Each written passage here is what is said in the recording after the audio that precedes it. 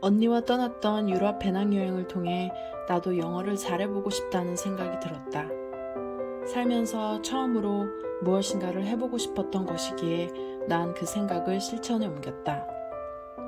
여행에서 돌아온 후 레스토랑 일을 그만두고 알파벳만 알면 할 수 있는 영어 관련 알바를 시작했다.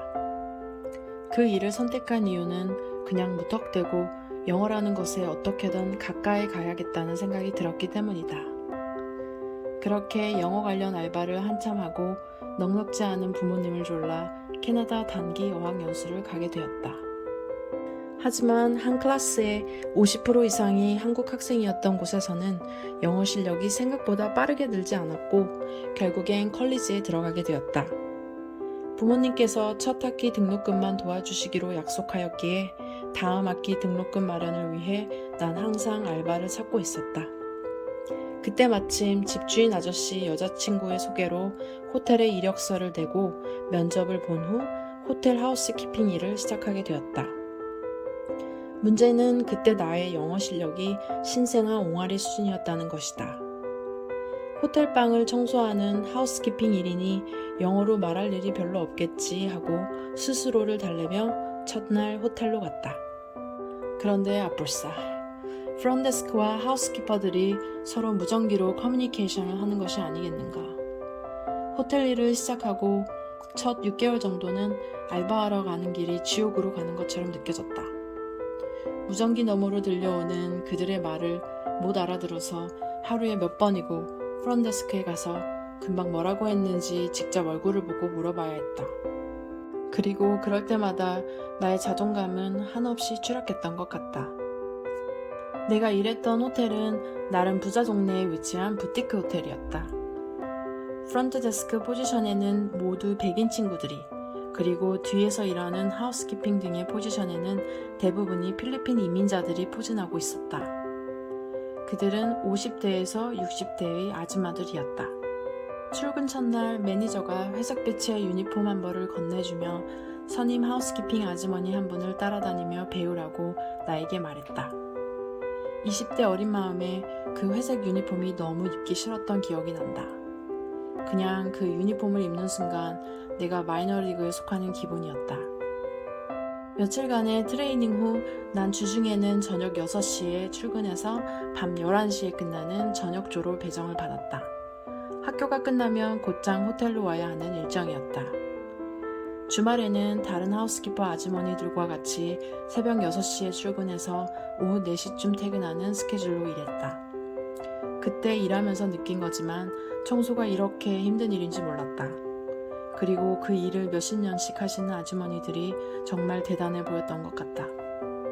내가 주로 일했던 주중의 저녁조는 나와 다른 하우스키퍼 1명, 이렇게 총 2명이서 오전에 완료되지 못한 몇 개의 방 청소와 함께 숙박객들의 요청사항들을 해결해주는 일을 했다.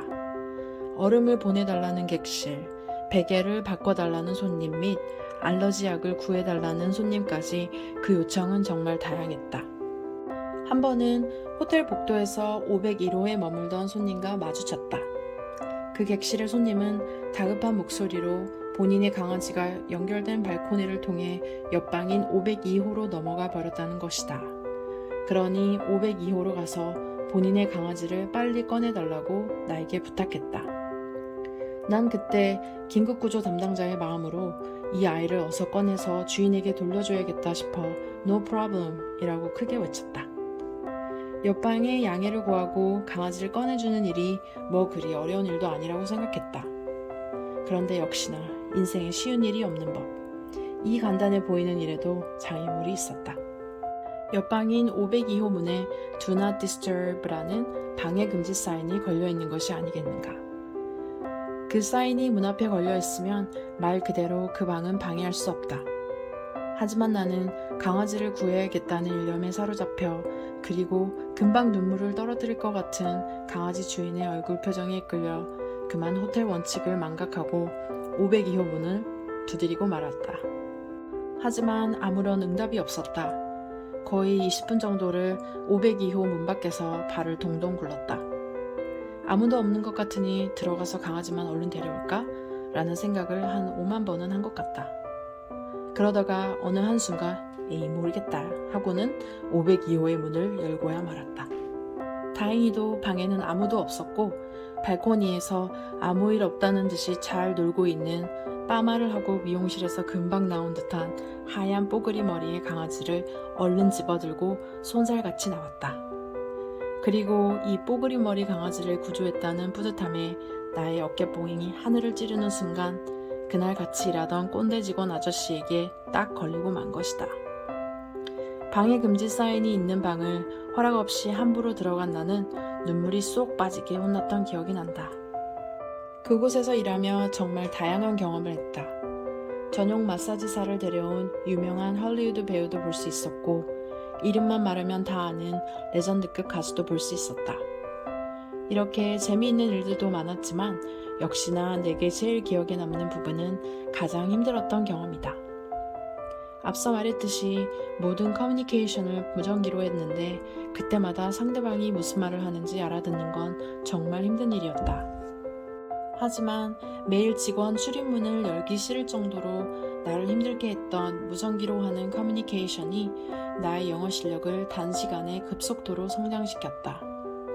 다른 외국인 친구들과 비교해 정말 빠른 시간 안에 영어 회화가 늘었으며 더불어 캐나다에서의 사회생활 스킬도 나날이 늘었던 것 같다.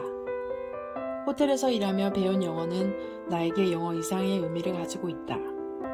그때 그 경험을 통해 배운 것은 큰 장벽을 넘으려면 우선 그 장벽에 대한 두려움을 없애는 것이다.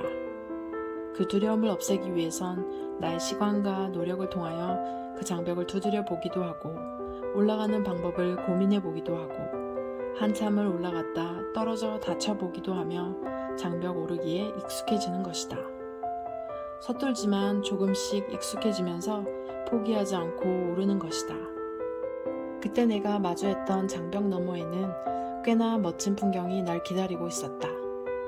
영어 한마디 제대로 못했던 내가 2년 후에는 새로 오픈하는 같은 계열의 호텔에 매니저로 가게 된 것이다.